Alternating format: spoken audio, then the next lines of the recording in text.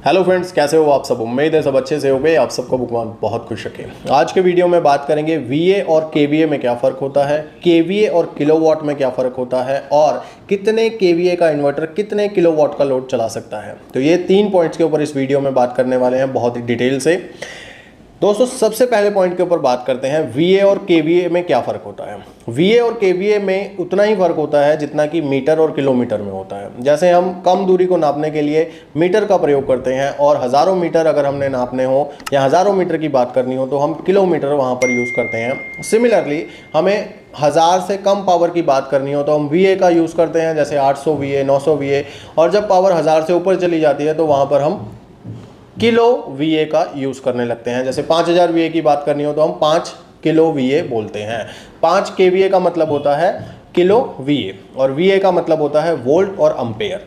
तो यहाँ पर के का मतलब है किलो और किलो का मतलब होता है 1000। किसी भी चीज़ को नापते हैं जब हम, तो किलो का मतलब होता है 1000। तो जब हज़ारों में बात करनी हो तो वहाँ पर के लगा दिया जाता है, जैसे कि किलोग्राम, किलोमीटर और किलो वॉट। तो ये तो बात हो गई कि वीए और केवीए में क्या फ़र्क होता है। अब आपको क्लियर हो गया होगा कि केवीए वीए में क्या फ़र्क होता है।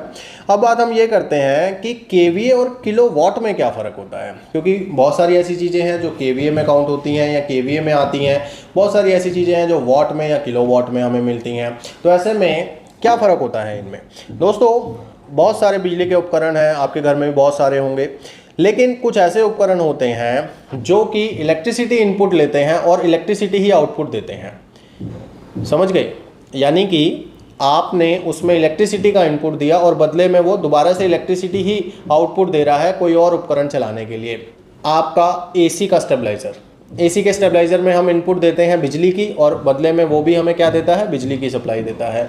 पावर इन्वर्टर्स जो होते हैं, सोलर हो गया inverter, sine wave, square wave, कोई भी इन्वर्टर हो, उसका भी क्या काम है, वो इनपुट में करंट लेता है, इलेक्ट्रिसिटी लेता है और आउटपुट में फिर से वो इलेक्ट्रिसिटी दे देता है। अब इन्वर्टर के केस में अब वो इलेक्ट्रिसिटी बेशक आप ग्रिड से आ रही हो या फिर बैटरी से आ रही हो, लेकिन उस इन्वर्टर को इनपुट मिल रही है इलेक्ट्रिसिटी और आउटपुट दे रहा है वो इलेक्ट्रिसिटी। और इसी तरह से जो हमारे ट्रांसफार्मर्स होते हैं वो भी यही काम करते हैं, जो हमारी कॉलोनी में लगे होते हैं या आपने कहीं भी देखा होगा, उसमें ग्रिड से इलेक्ट्रिसिटी सप्लाई होती है और वो आउटपुट भी इलेक्ट्रिसिटी ही देता है।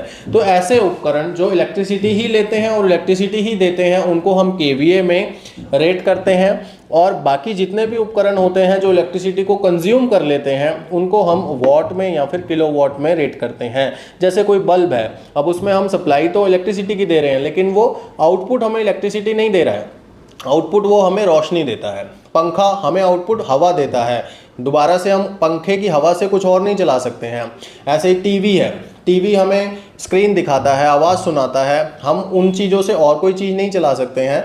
यानी कि इलेक्ट्रिसिटी उन चीज़ों में कंज्यूम हो जाती है, और कंज्यूम हो जाती है जिन चीज़ों में इलेक्ट्रिसिटी, उनको वॉट या फिर किलो वॉट में हम मेज़र करते हैं। जैसे हमारा एसी हो गया, एसी जो होता है वो 1.5 किलोवाट का होता है। 1.5 किलोवाट का मतलब होता है 1500 वॉट। तो 1500 वॉट बिजली वो कंज्यूम कर लेता है, इसलिए उसको वॉट में नापा जाता है।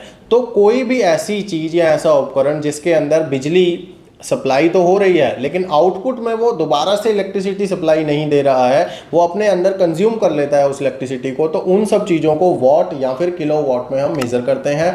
और उन्हीं चीज़ों को हम लोड बोला जाता है या लोड बोलते हैं। जैसे हम घर का लोड निकालते हैं तो उन्हीं चीज़ों का लोड निकाला जाता है जो इलेक्ट्रिसिटी कंज्यूम कर लेती हैं। ठीक है, तो ये फ़र्क है केवीए और किलोवाट में। और अब बात करते हैं कि कितने केवीए के इन्वर्टर के ऊपर हम कितने किलोवाट का लोड चला सकते हैं। क्योंकि कई बार आपने देखा होगा कि कोई 800 वीए का इन्वर्टर है, कोई 2 केवीए का इन्वर्टर है, कोई 5 केवीए का इन्वर्टर है, 50 केवीए का इन्वर्टर है। तो ऐसे बहुत सारे इन्वर्टर मार्केट में अवेलेबल हैं। तो हमें कैसे पता लगेगा कि ये इन्वर्टर जो है ये कितने किलोवाट का लोड चला सकता है। तो इसके लिए एक फॉर्मूला होता है। केवीए से हम किलोवाट कैसे निकालेंगे, तो केवीए इज इक्वल टू होता है किलोवाट और डिवाइडेड बाय पावर फैक्टर।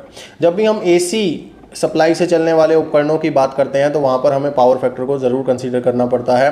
और पावर फैक्टर किसी एक उपकरण का हमें पता हो सकता है, लेकिन जब बहुत सारे उपकरणों की हम बात कर रहे हैं तो हमें नहीं पता होता है। तो इसीलिए हम उसको 0.8 मानकर चलते हैं, क्योंकि कोई उपकरण ऐसे भी होते हैं जिनका पावर फैक्टर इससे कम होता है, कुछ होते हैं इससे ज़्यादा होता है, कुछ में बिल्कुल भी नहीं होता है। तो ऐसे में इसको 0.8 मान लिया जाता है।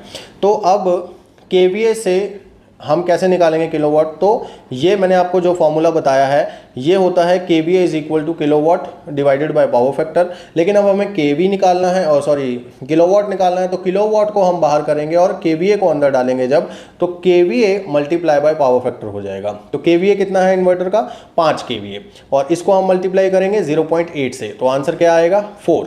तो इसका मतलब ये होता है कि जो 5 KVA का इन्वर्टर है वो 4 किलोवाट का लोड बड़े ही आराम से चला देगा। उसके ऊपर इनकी एफिशिएंसी पे भी डिपेंड करती हैं ये सारी चीज़ें कि वो कितनी एफिशिएंसी वाला इन्वर्टर है।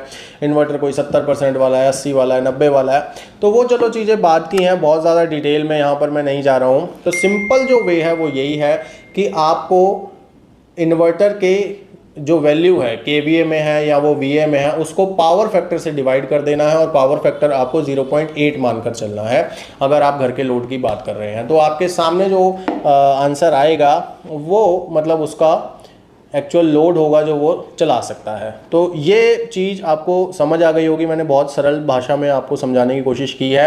अगर आपको इन्वर्टर वगैरह कंसीडर कर रहे हैं तो आपको हो सकता है कि ये चीज़ हेल्प करे। इस वीडियो में बस इतना ही। इस चैनल के ऊपर आपको वीडियोस अच्छी लगती हैं तो इस चैनल को सब्सक्राइब जरूर कर लीजिए, क्योंकि इस चैनल के ऊपर बहुत ही यूजफुल वीडियोज़ आते रहेंगे जो आपकी नॉलेज बढ़ाते रहेंगे। मैं मिलूंगा आपको किसी नई वीडियो में किसी नए टॉपिक के साथ, तब तक के लिए गॉड ब्लेस यू दोस्तों।